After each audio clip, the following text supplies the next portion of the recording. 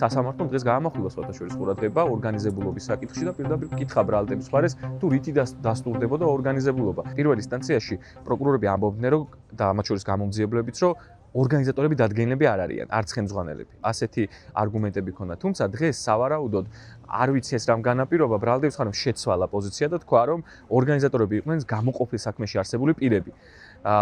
თუმცა აი ეს მტკიცებულებები ჩვენ საქმეში არ გამოკვლეულა, ეს ერთი, ეს პირველი დარღვევა და მეორე განაჩენი არ არსებობს, რომელიც მტკიცებულების სახით პრეიუდიციულად გამოკვლეული იქნებოდა ამ სისხლის სამართლის საქმეზე. ამიტომ ნორმალურ სამართლიან პირობებში, სამართლიან სასამართლოს პირობებში, სასამართლომ უნდა თქვას ყველაზე მნიშვნელოვანი რამ, რომ აქ ორგანიზებას ადგილი არ ქონია. ეს შეკითხვა არ იყო, იმედია არ იყო მიმანიშნებელი ბრალდებისთვის, რომ მომიტანა ეს განაჩენი.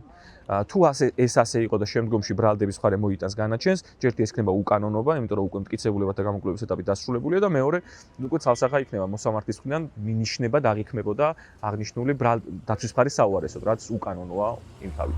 უკვე ერთი წელიწადი და ერთი თვეა გასული, რაც პროკურატურას ფაქტობრივად დანიშნული აქვს ექსპერტიზა კომპიუტერული ტექნოლოგიური მობილურ ტელეფონებთან დაკავშირებით, წესით დარიგით ბრალდების მხარეს უნდა დაედგინა კავშირი, კონტაქტი, რომელიც შესაძლოა თეორიულად ყოფილიყო მათ შორის მობილურ ტელეფონებში, ყოველ შემთხვევაში პატიმრებს შორის, თუმცა დღეის მოცემულობით არანაირი ექსპერტიზა დასრულებული არ არის. როგორც ბრალდების მხარე ამბობს და დღეს დაადასტურა, მათ არათუ არ ჩაბარებიათ საექსპერტო დასკვნა, არამედ არც მოუკითხავს საექსპერტო დაწესებულებაში რა ეტაპზეა, არანაირი მცდელობა არ განუხორციელებიათ, რომ დაიჩქარებინათ როგორც მინიმუმ წერილი მიეწერათ საექსპერტო დაწესებულებისთვის ტელეფონებთან მიმართებაში კონკრეტული პასუხები, კონკრეტული ინფორმაცია იქნა თუ არა ამოღებული და ეს ინფორმაცია არის თუ არა მათ შორის უფურობის, კონტაქტის, კომუნიკაციის ამსახველი ბიჭებს შორის. ბრალდების მხარის მთავარი мотиваცია დანიშნვის დროს იყო ორგანიზებულობის საკითხის დადგენა.